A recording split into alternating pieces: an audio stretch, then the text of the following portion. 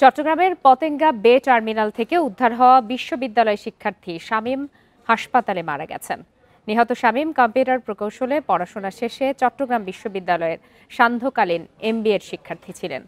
নিহতের স্বজনরা জানান, রবিবার বিকালে একটি ফোন পেয়ে বাড়ি থেকে বেরিয়ে যান শামীম।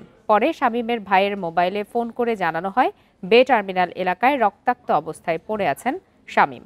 স্থানীয়দের সহযোগিতায় হাত পায়ের রক কাটা অবস্থায় তাকে উদ্ধার করে হাসপাতালে নেওয়া হয়। পরে সেখানে মারা যান তিনি।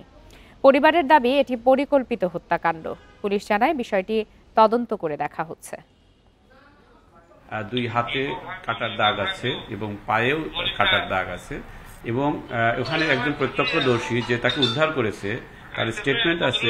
তখন বলেছে যে না, আপনার যদি আমার ভিডিও করেন বা ছবি তুলেন তাহলে আমি এটা বলবো না, এটা বন্ধ করেন তাহলে আমি বলবো। তো পরবর্তীতে সে যখন ক্যামেরা বের করেনি তখন সে বলেছে যে সে নিজে থেকে সেটা করেছে।